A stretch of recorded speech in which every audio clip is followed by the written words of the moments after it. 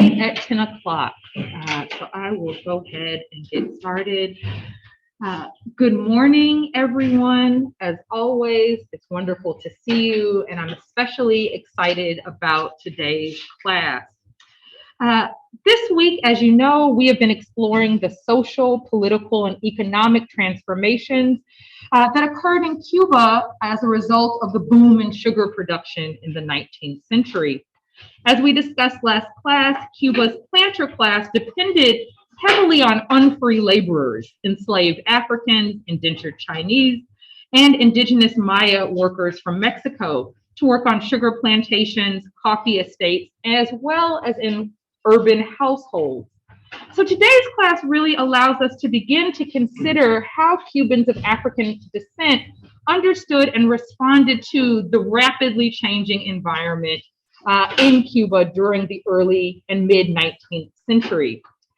In preparation for today's class and precept, you read excerpts of the writings of two influential Black Cuban authors, Juan Francisco Manzano and Gabriel de la Concepcion Valdez, otherwise known simply as Placido. All right.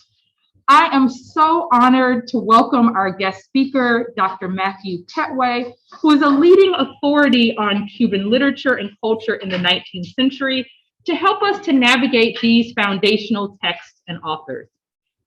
And I want to say a bit about Dr. Petway's work and why he is the ideal scholar to kind of guide us through these texts today. Dr. Petway is an assistant professor of Spanish at the University of South Alabama. He is a scholar of Caribbean and Latin American literature with particular interest in Afro-Cuban studies, Afro-Caribbean spirituality, and Afro-Latinx masculinities in Cuba, Puerto Rico, and Brazil.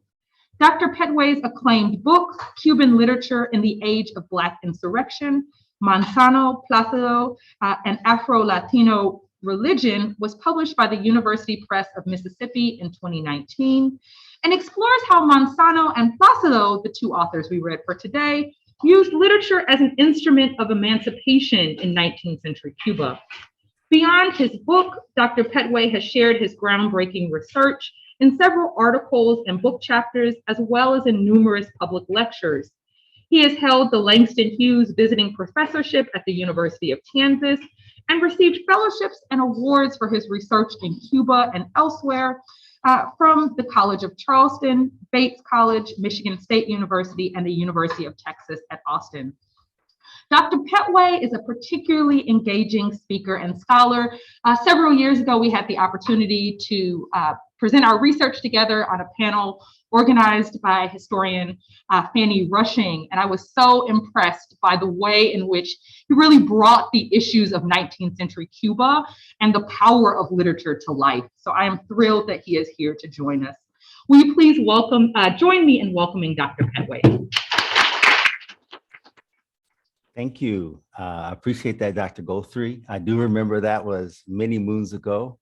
I don't know exactly how long. Can everyone hear me? Okay, great. Absolutely. Well, my presentation today will be rather short, probably about 20 to 25 minutes, because what I'd like to do is I would like to have a rigorous question and answer session that follows my classroom lecture today. I am originally from Detroit, Michigan. I live now in Mobile, Alabama. I actually live about a mile from where my father grew up. So this was something that I didn't plan. So if you believe in coincidences, it's a coincidence. And if you don't, then it may be something else that be tied to what I'm going to speak about today. I want to speak about Juan Francisco Manzano. I'm going to focus on one of the two authors because I think with the short amount of time that we have, it'll be beneficial to kind of drill down on one of the two. And I'm going to briefly share a presentation before I launch into it. So let's see if I can get this right. Okay. As Dr. Goldthree said, my presentation today is based on Cuban literature in the age of Black insurrection, Manzano, Placido, and Afro-Latino Religion, my first book, published a little over 2 years ago. right before the pandemic. My conversation today, or my presentation today, will be Juan Francisco Manzano, African Epistemology and Religion in the Age of Black Insurrection. In the Age of Black Insurrection. Let me make sure that I have this flowing like so. Okay. Cuban debates about freedom and selfhood were never the exclusive domain of the white Creole elite. But scholars rarely acknowledge that Black Cubans were among the first to publish poetry in the colonial era, and that a Black autobiographer provided the thematic impetus for the birth of Cuban narrative. Critics often regard Black Cuban colonial authors as assimilationists that divorced themselves from African culture as a necessary concession to the white Catholic establishment in Cuba.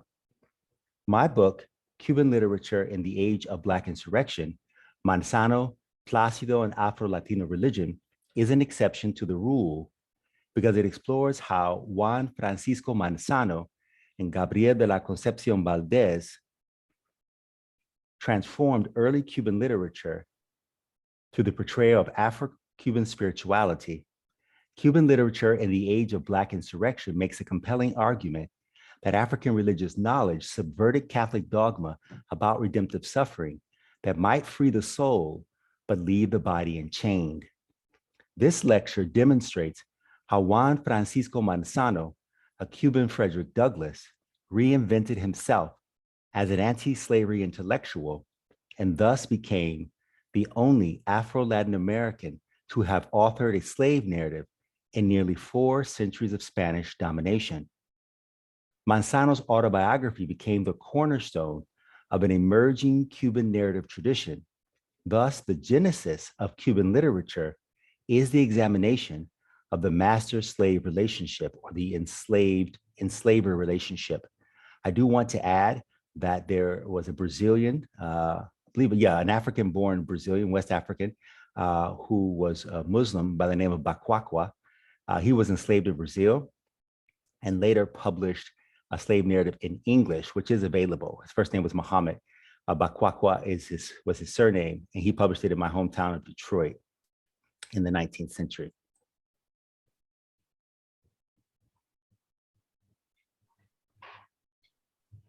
This is a Cuban mural found in Old Havana, La Habana Vieja, and it depicts Cuban literati in the colonial era. I like this in particular because you can see to my right, I believe it'll be to your right as well, 2 men that stand apart from the crowd. To the left, you have a series of European descendants who were considered, from an official standpoint, the leading writers of their era. The ironic thing is that the 2 writers to the right have been better remembered. The one that I'm pointing right now, or that I have the pointer on, the cursor on, is thought to be Juan Francisco Manzano. Now, there was never a portrait, an official portrait made of Manzano, and the portraits that were made of Plácido are considered apocryphal. He was whitened in those images. That's something that I discuss in chapter 3 of the book with regard to Plácido. So you may want to take a look at that if you're interested in pigmentocracy or colorism, which exists not only in Latino cultures, but also in African-American cultures as well, to differing degrees. But this is, I thought, a very fitting image. It's the image I initially wanted to use for the cover of the book, but they weren't able to get a high enough copy of it, resolution copy, to use it. But it really bespeaks the fact that these 2 authors were, to a certain extent, pariahs within the 19th century Cuba. Manzano probably enjoyed a better relationship with the white Cuban literati than Plácido, because the white Cuban literati was responsible for his freedom.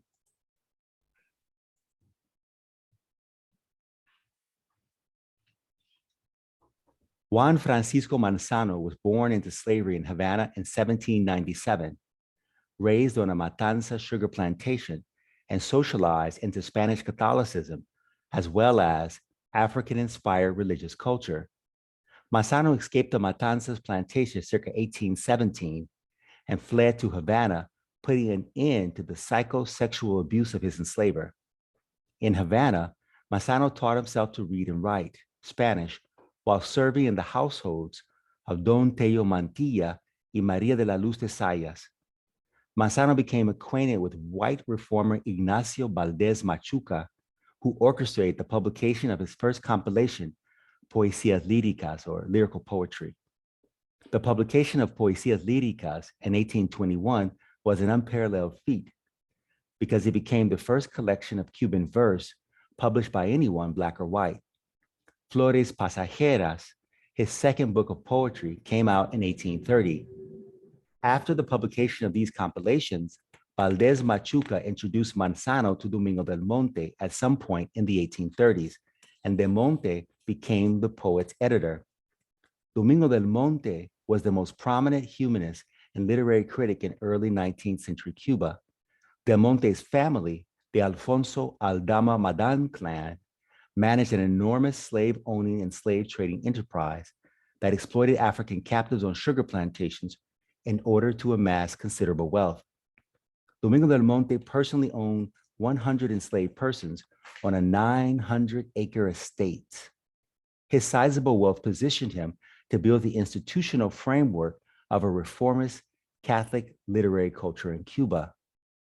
In 1836, at the behest of his benefactor, Domingo del Monte, Juan Francisco Manzano completed the only known autobiographical account of slavery in Spanish America. But Manzano's affinity for Spanish literature did not represent a rejection of African cultural influence. Manzano did not acquire his repertoire of literary devices from Spanish literature alone, but rather he also mastered the arts of improvisation and storytelling within African Cuban communities in Havana and Matanzas. Besides the love poetry he dedicated to Serafina, a pretty Black girl, he also improvised cuentos de encantamiento, sorcery tales, translates to sorcery tales, for children, and decimas for the elder handmaidens of the plantation community. Now, decimas, I want to say were, but they still are, an Iberian form of oral poetry with 10 lines of verse, each line of verse being 8 syllables. And they were the type of thing that were to be improvised. Decimas were typically improvised. And so they were used to reach large non-literate populations, both Black and white, in 19th century Cuba, but their origins were found in Portugal and in Spain in the medieval era. The Catholic Church used the decima, for example, to proselytize Cuba in the 19th century. So Manzano and Plácido, particularly I think Plácido, but Manzano as well, improvised decimas. And to improvise it would almost be like to rap, in effect. So you had to be very talented to produce a decima. The Spanish word encantar is instrumental in Manzano's construction of meaning, since it may be rendered to attract, to delight, to bewitch, or to cast a spell. Encantamiento, which I have translated as sorcery, is an allusion to ritual powers within African Atlantic religions. The Spanish word encantamiento is comparable to the Yoruba concept of ashe. Late historian Robert Ferris Thompson defined ashe as, quote, spiritual command, the power to make things happen, end quote. By harnessing ashe, practitioners and spirits collaborate to modify the outcome of events. Manzano's improvised sorcery tales represented a source of power and sacred authority to the Marchioness of Prado Ameno, his enslaver. The mistress sought to silence Manzano's penchant for storytelling and to hush the apparent superstitiousness of his sorcery tales in order to preserve her authority over the symbolic realm. I consider the persuasive power of narrative to be one of the appropriate symbolic instruments that Orlando Patterson wrote about in Slavery and Social Death. Manzano's mistress not only sought to silence him, but also to suppress religious knowledge that might subvert racial and cultural hierarchies on the plantation. Yet, for all her power on the plantation, the Marchioness could neither define nor control the African religious knowledge Manzano possessed, nor could she govern his sensibilities about spirit presence, revelation, and ritual powers. And I want to talk very briefly about the African-inspired spirituality of Manzano's work very briefly. And my lecture today is largely coming from chapter 4 in the book, Present but Unseen.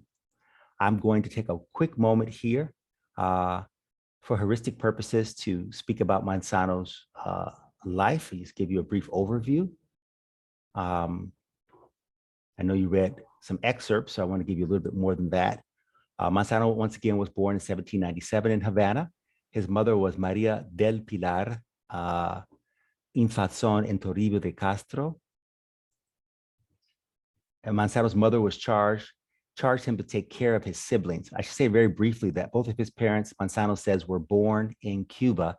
He begins his slave narrative with a story about his mother, and he calls his mother a woman of reason. That's very important. He emphasizes the word reason in the text, but he does also speak about his father and the relationship that he had with his father. So both were involved in his life, according to him. And in my own thinking on gender theory, increasingly, I've been looking for ways to talk about the shared vulnerabilities of racialized people, or whether they're male or female, in the work. I think that's an important intervention in gender theory. So there are some gender is considered in the book, though primarily what I'm dealing with is our African ideas of spirit and cosmos and Catholicism. After Manzano's father died, Toribio de Castro, who was an enslaved house servant, as was Manzano's mother, Manzano charged him to take care of his siblings. And that's going to be very important for my brief lecture today. Manzano escaped the Matanzas sugar labor camp where he was enslaved around the year 1817. We don't know the exact year of his escape, but Roberto Friol, a Cuban scholar, provided us with that date based upon his own research. What's significant, very briefly, though, about Manzano's escape is that his mother actually bequeathed him some money and wanted him to use that money to free himself. His mistress then takes that money, dispossesses him of that money, and tells him, "Don't you know I own everything you have?" It was custom in Spanish America for enslaved people to be able to purchase themselves. As terribly insulting as that sounds, it was possible to purchase oneself. It was called coartación. And according to Anne Tweenham, it was a custom that people of African descent essentially created, something that they insisted upon and were able to create, according to her research. In Havana, Manzano taught himself to read and write, and he availed himself of literary networks to publish his first collection of poetry in 1821. The second one is 1830. What's significant about this is he publishes before any known white Cuban authors, including Jose Maria Heredia. So when we think about Cuban literature, and indeed Afro-Latin American literature in the 19th century, we have to shift our gaze to place some of these authors, to consider the primacy of some of these authors. Now, Manzano does become free because of Domingo del Monte, as I said a moment ago, due to a quid pro quo. Manzano was told that if he produced his slave narrative or emancipation narrative, they would purchase his freedom, which they did. So we know that he becomes free by 1836. And though he's free by 1836, he still has a responsibility to be a father to his siblings, but he's in the capital, Havana, where he escaped. And his siblings are in Matanzas. And so that really is going to be the crux of what I want to talk about today. There's one sibling in particular that he named at least twice in the slave narrative, went by the name Florencio, or Florence. So Manzano wrote his autobiography in exchange for his freedom. And it was published in English in London by Irish abolitionists in 1840. And that's important. I won't go into detail on that, but scholars have been studying that, the reception of Manzano's work in London. It was also presented in Paris.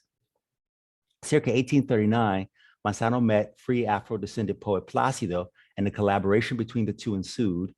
Very briefly, Plácido was the most prolific Cuban poet of the 19th century, and he was a revolutionary poet. He and Manzano shared unpublished work, and I argue in the book that both of them were involved in an anti-slavery movement known as the Ladder Conspiracy, or La Escalera, but to differing degrees. So they really were not church mice. So these are very significant anti-slavery intellectuals, both men.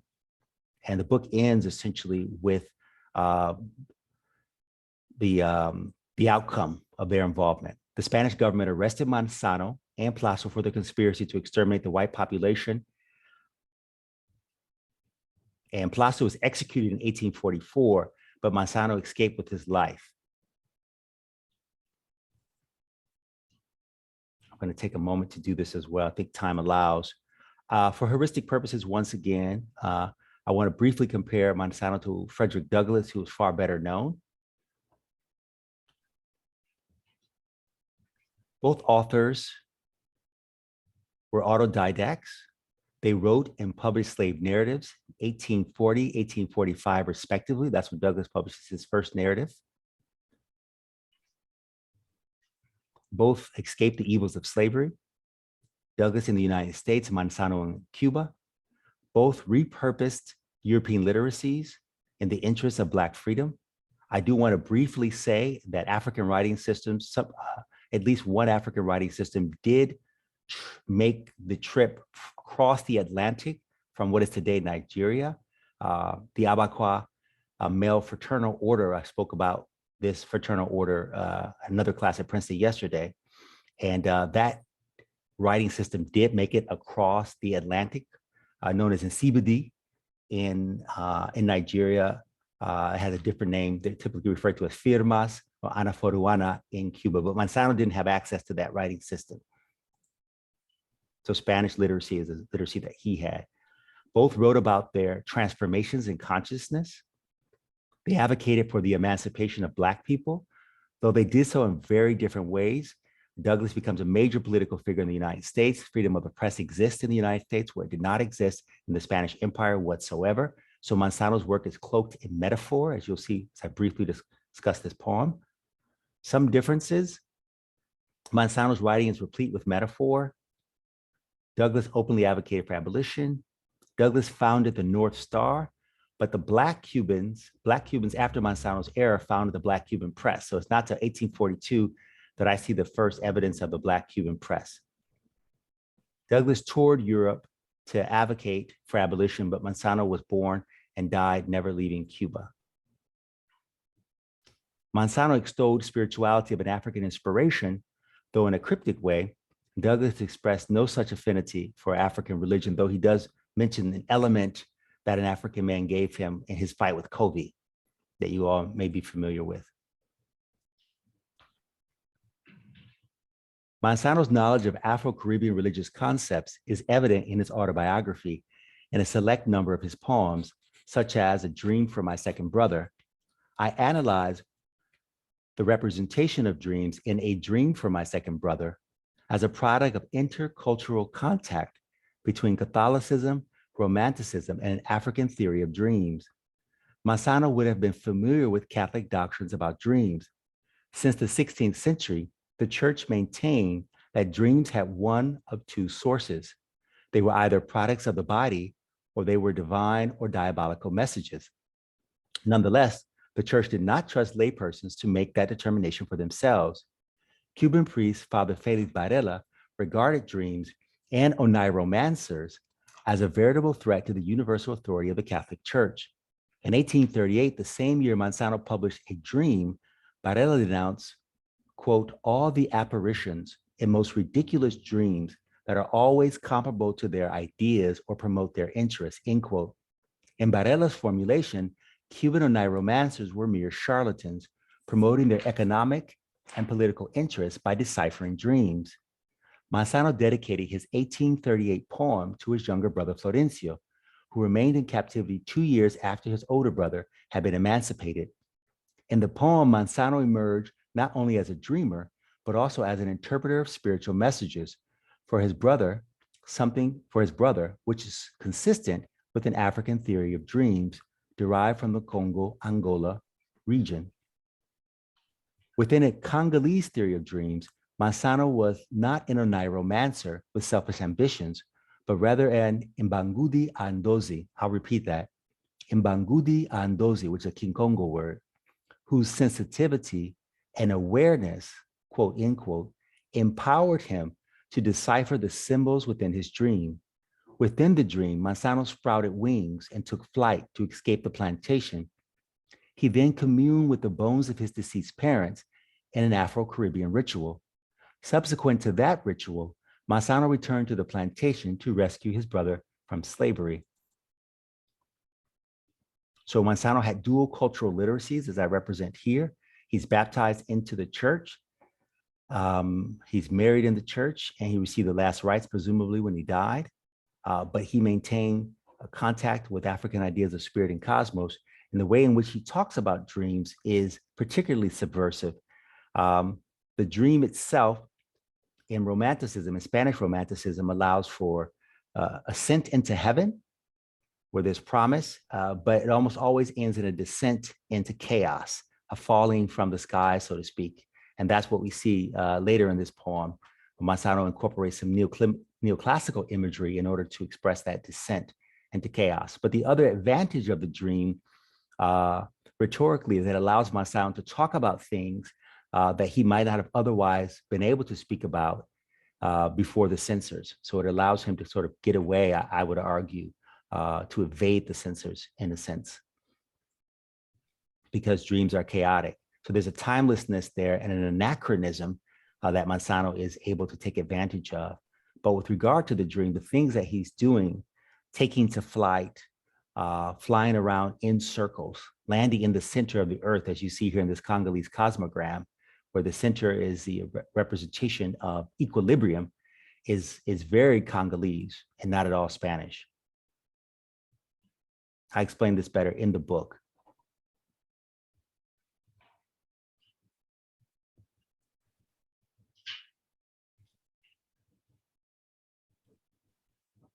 Very briefly, I want to share this image of the Kingdom of the Congo. The capital city of the Kingdom of the Congo was Mbanza, Congo originally. I'm sharing this for two primary reasons.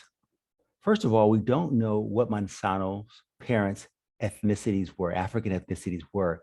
We do know that Cuban people well into the 19th century had some knowledge of either their parents' African ethnicity or they had been initiated into a tradition that provided them with a new African ethnicity. And that would be akin to something like what Spike Lee does in the newer version of She's Gotta Have It, where the character, she's not initiated, but she's engaging Yoruba inspired spirituality, or Beyonce's Hold Up, or her more recent work that's even less coded than Hold Up.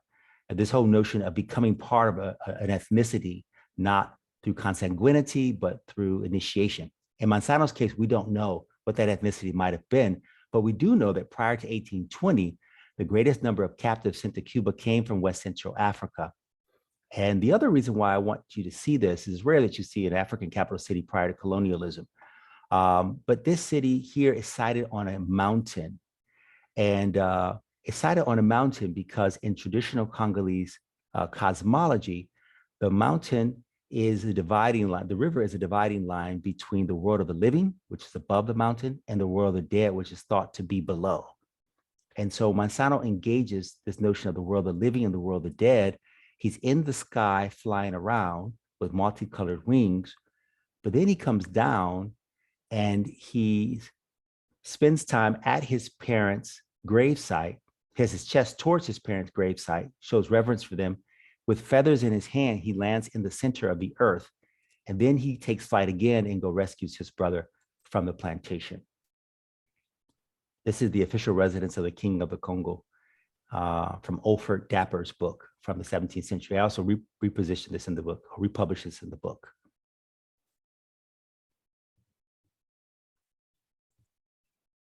And here's some stanzas from the poem. I'm going to share a little bit of this before concluding. From a dream from my second brother, quote, "Having seen so much from the air, I eagerly looked for the center of the earth to land from my flight. I gather the feathers, I slightly tilt my chest, and turning in circles, I come down again in a well-aimed descent into the heart of Matanzas, from where I gaze on that terrible place. There lie the remains, the miserable remains of our parents who gave us our first being. So I'd ask you to pay attention to the issue that he's landing in the center of the earth in search of equilibrium, that he's turning in circles and he has feathers in his hands. The feathers are also significant in the Congo-inspired traditions in Cuba. He is remembering his parents, or he's paying homage to spirits of the deceased, known in Kikongo as Infumbi, N-F-U-M-B-E, Infumbi. And he recognizes the first that they gave him his first being, which implicitly says for any student of literature that there will be a second existence. There will be a second life. This is an image that I had an animator create for a film I'm working on, animated film in Spanish about this particular poem. More than 2 decades after his escape from Matanzas, Manzano had elevated his parents to the stature of Infumbi, Infundi in the plural, N-F-U-M-B-E. That is, deceased family members that dwell among the ancestors. Scholar Simon Bocchi writes that only benevolent persons that were committed to community during their lifetimes may enter Mpemba, M-P-E-M-B-A. That's the word for the underworld in Kikongo. In Manzano's judgment, his parents, Maria del Pilar and Toribio Castro, certainly fit that criterion. Manzano has become a spirit with wings, and his movement symbolizes the existential principle in Congolese religion that the human being is a living, dying, living being. If Manzano's parents were among the ancestors, then they were endowed with the requisite power to help him unravel the mysteries of life.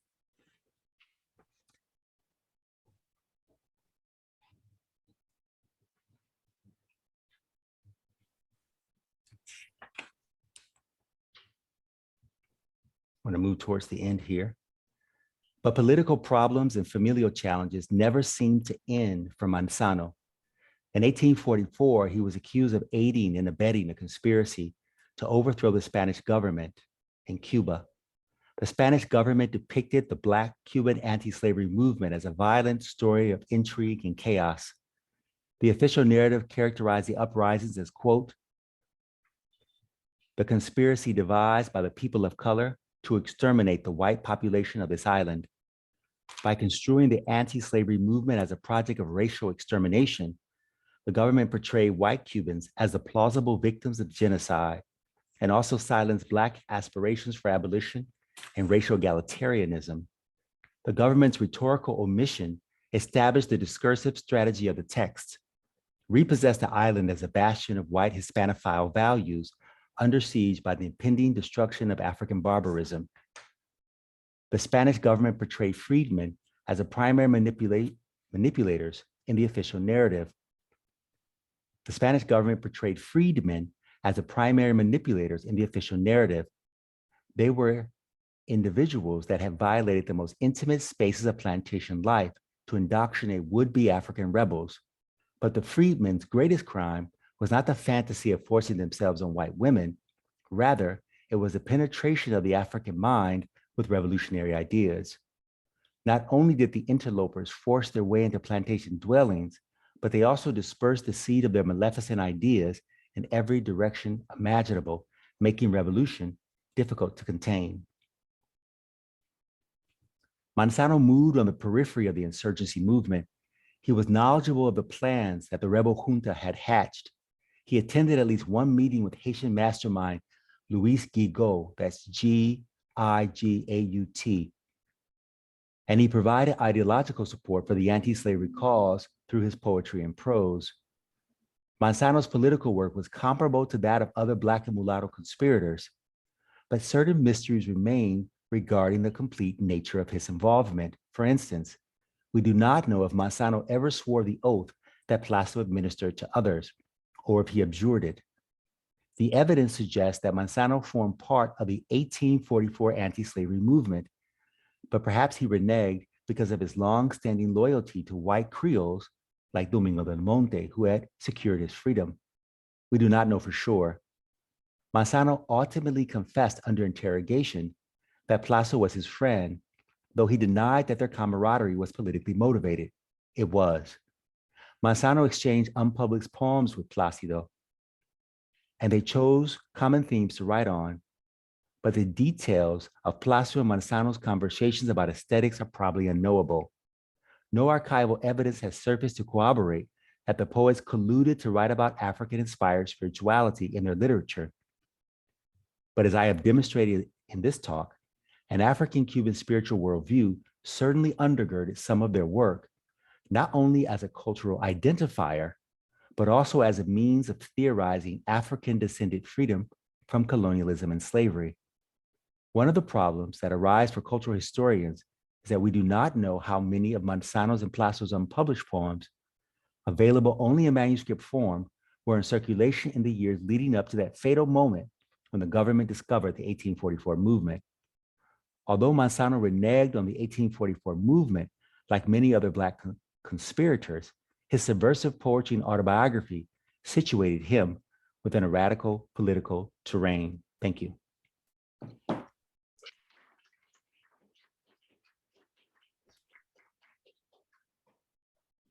Thank you so much. I want to make sure that we have as much time as possible for questions. Okay.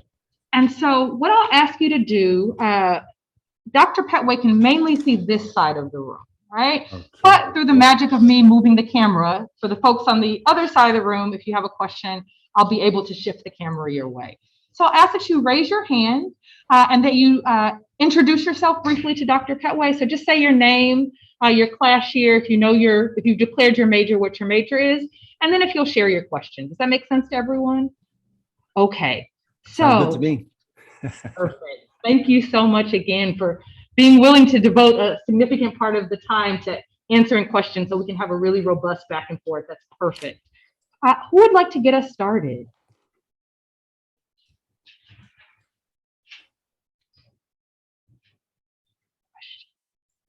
All right, I see three hands. Good. We'll start because you two are right next to each other. So we'll start here and then you'll be up. All right. Kim, if you'll go in the next one. Sorry. I am Kimberly Cross. Dr. Petway, can you hear Kimberly? I heard her say her name is Kimberly. Okay. Speak a little bit, just a little bit louder, please. A little louder. Okay. I am Kimberly Cross. I'm a freshman. Information politics, we'll see. My question for you is what was the hardest part of writing these books? Was there a time? What aspect of writing these books was the hardest for you? Okay. Is it okay, Dr. Goldthree, if they speak from the microphone into your microphone? Yeah. When they ask a question? Yeah. Okay. But you said what was the hardest part of writing the book, Kimberly? Yeah. I think you have to get out of your own way. I think part of what happens is that in graduate school, and I hope many of you will take that path if it is best for you.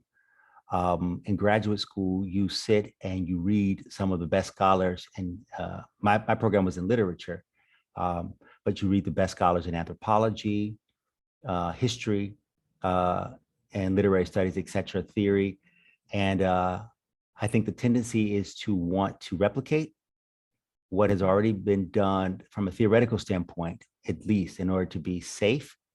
And one of the greater challenges for me is that I began to realize in conversation with some of my professors at Michigan State University that because I was studying people of African descent in the colonial period, that the theories available in literary and even cultural studies were insufficient for understanding them. So I needed to read a lot of anthropology.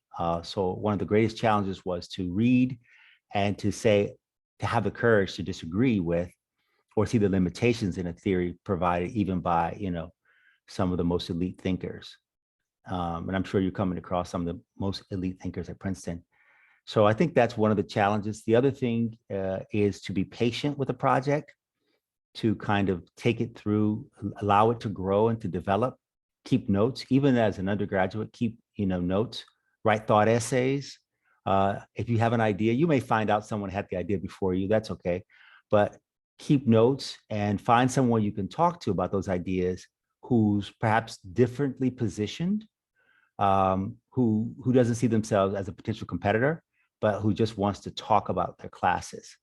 So I might talk to someone in Japanese literature or something like that, where I would talk to Africa historians.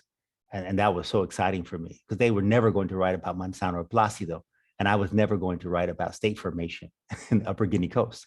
So the conversations can be very generative if you do that. So those are some of the greatest challenges, but keep notes in several places, have good conversations. And if you have a good idea, give it time to grow. That's what I would say. Just to echo that, Dr. Pedway, all of the students here at Princeton have to do at least one junior research paper and then a senior thesis, no matter what your major is. So, so your advice is particularly important because all of the students here, junior and senior year, have these major independent research projects, whether they're in the sciences, humanities, or social sciences.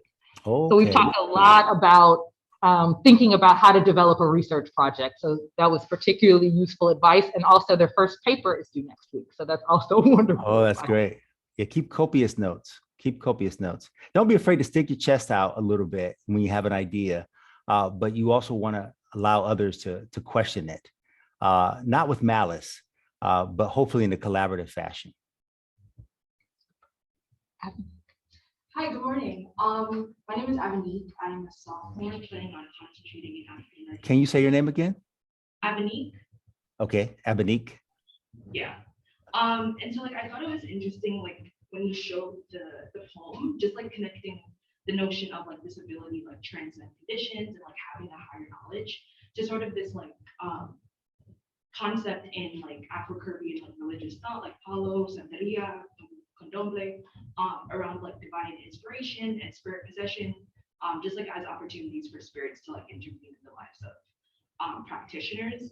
And so I was wondering if there was like any evidence of like spirit possession specifically like informing Placido or Manzano's work. I appreciate that question. I didn't personally see evidence of spirit possession in Manzano's work when I was originally reading it as a graduate student. But spirit presence is everywhere, both good and bad.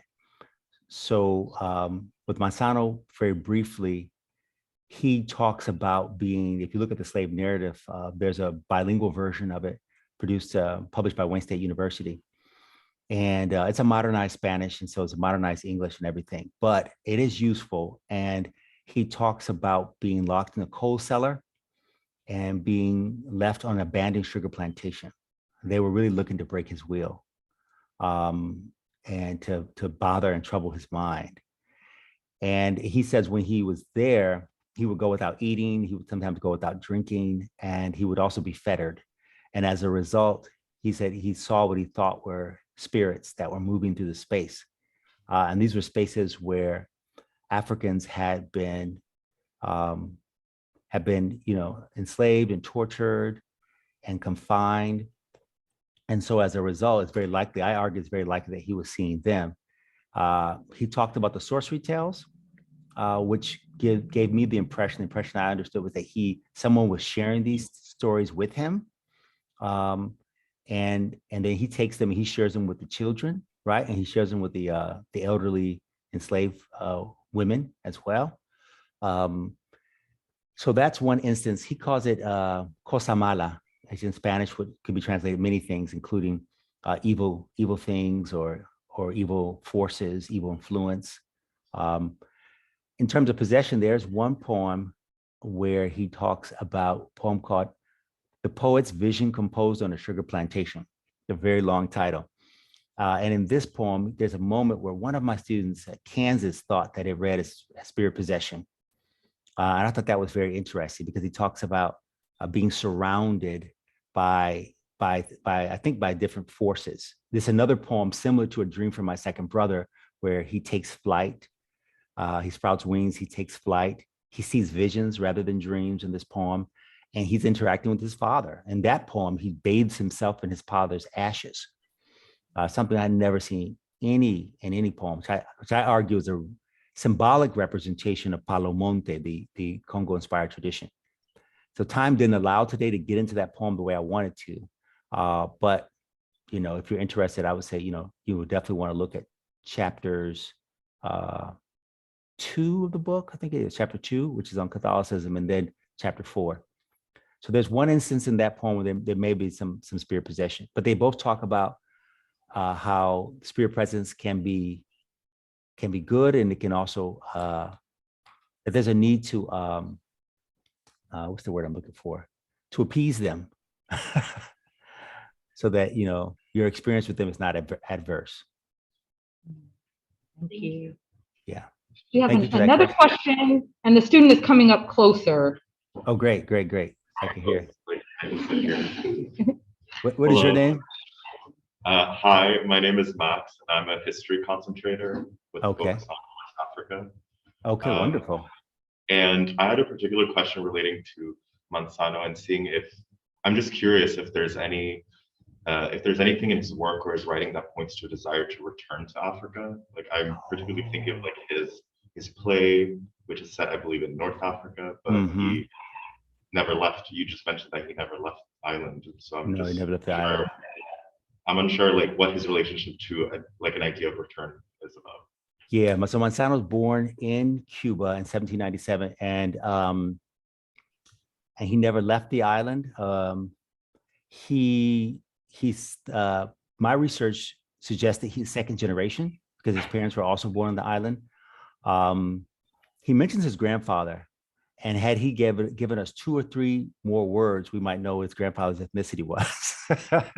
He doesn't say my grandfather was a Congo or anything like that, which would have been extraordinary. With regard to his relationship to Africa, Manzano, from a religio-cultural standpoint, acknowledges Africa. He doesn't reject Africa or eschew it. This poem, towards the end of the poem, "A Dream for My Second Brother," for example, he says to his brother that while holding his brother in his arms, he lifts his brother up, he kisses his brother, he's holding his brother in his arm, he speaks to his brother. So it's a very incredibly intimate fraternal moment, and probably the most sensitive representation of Black manhood in 19th century Cuban literature. And then he says, "Let us flee this terrible place, worse than hell itself." And those are his words, worse than hell itself. He uses an old neoclassical term for hell. And then he talks about fleeing the Los Pueblos de America, fleeing the American countries, essentially, or the lands of America. And so I read that in the book as a possible return to Africa, but it will be it's a symbolic return. And it wouldn't have been a literary return had he done so, because he had never been. But that shows up there, and so that, in terms of what I've studied, that would be probably the most potent example of it. But I think that in terms of his politics, I think that he saw himself remaining in Cuba, that the word flirt is not the best word, but that he kind of toyed with the notion of that anti-slavery movement that Placido was so very committed to, because he was producing abolitionist poetry. And towards the end of the book, he's questioned about that. But Manzano at one point told Del Monte what he really wanted to do was to sit down and write a Cuban novel. He wanted to write a Cuban novel, and he didn't get an opportunity to do that. I think he was willing to challenge the slave society, but he had suffered a sort of violence that Placido had never suffered. All the psychological torture, the physical torture, he knew that his life could be taken from him. And I think he was more reticent than Placido to take those steps. But in terms of return to Africa, that's the most potent example that comes to mind. All right, thank you. Thank you. Okay, you're welcome. We are right at time. Oh, our lectures are 50 minutes, so they fly by. But I just wanted to, with the last minute, just pull through 2 big themes from your lecture that you really tie in so well with the course. One, of course, is about the role of African spirituality as a space for Black affirmation in the Caribbean, right? So if we think about the role of Vodou in the Haitian Revolution, the role of the Native Baptist Church in the Morante Rebellion, and here we have, again, thinking in the kind of Afro-Atlantic religions being this important source of inspiration and self-affirmation in 19th century Cuba. So that's one kind of big thread. And the other big thread has to do with the role of writing right? Mhm. Particularly kind of autobiographical writing Mhm. as a space to articulate, right, the terrors of slavery. So if we could think about Manzano's text, maybe in relationship to something like the autobiography of Mary Prince, That's right? right. That's And right. also the role of abolitionists in shaping both of those narratives, right? Mhm. And their production. So some two big through lines that kind of link today's lecture with the larger themes of the course. Let us thank Dr. Petway again for joining us. Thank you. And I'd like to thank the three members of the lecture who had a chance to offer questions. You can, of course, continue the conversation this week in Precept. Also make sure before Precept that you have read the prompt for our first essay assignment. All right. Have a great rest of the day, you all. Thank you so much, Dr. Goldthree. Oh, goodness. Thank you so much. I think just one moment. Yes, Let's see, let me get the camera back this way. back to you. That's right. Pop up. Yes. Hi. Thank Is your you daughter so. okay? Can you hear me? Yes. Is your daughter okay? She is, yes. So she woke up this morning with an unexplained rash. And so I was like, oh my goodness, I can't take her to daycare because they're going to think this is contagious. And I didn't know what it was. So I was frantically calling her doctor's office and I was like, I need an appointment right now. Because I was like, I have a guest speaker coming in my class. So they rushed us in and then I had to get her to the campus daycare center and make it here. And this was all between, she woke up around like 7:45. So this was a lot going on this morning, but I'm thankful for all the ways in which it aligned and everything was aligned very well. And thank you so much. I mean, there's so many threads from what you presented today that connect right through what we've been discussing. And just having one lecture that brings them together so well, including that the first paper is a close reading paper. Where the students have to read two primary sources from the 18th or 19th century that address the problem of slavery and freedom in the Caribbean. Okay, very good. And that's so right on time. Modeling close reading for them, working with the sources from this area. I wanted to give them so much more of that poem, but I thought it was even more important they get an overview of Manzano. Yes. Because his involvement in the movement, well, the argument, no one's made the argument that he was involved, number one. And number two is he's typically looked at as a pitiable soul. Yes. Or soul. And I think that he was smarter and stronger than that. It was just, again, kind of reading your book. And then Rachel Price and I are neighbors, and our children are in the same daycare class. Right? So we live around the corner from each other, and then our children are besties. So we see each other a lot. So we've also, we're talking, and I was so sorry I couldn't join yesterday, but I teach my Caribbean women's history class the same time her graduate seminar meets. But we were both just talking about how your work opens up so many ways for thinking about Cuba in the 19th century. I had no idea that Manzano was the first published poet, period, in Cuba. And so I love that you really announced that and the significance of that. So just thank you so much. Yeah. In terms of a collection, briefly, in terms of collection of poetry, he's the first. There's in terms of Black Cuban poetry, there's a woman by the name of Juana Pastor who publishes prior to him that we have some of her work, which I started teaching. But he's the first to publish a collection, yeah. This is so exciting. Well, thank you, for doing a mini virtual residency at Princeton 2 days in a row. And we hope to have you here whenever all of this is over, at least calms down a bit. It would be wonderful to have you. I would love to come, and I'll send you an email. I had a question for you. Okay, perfect. And you should hear from my colleague, Jana Johnson, very, very soon. I did. I heard from Jana. Okay, perfect. Thank you so much for the invitation. All righty. It was wonderful to reconnect. Okay. I'll talk to you later. Bye-bye.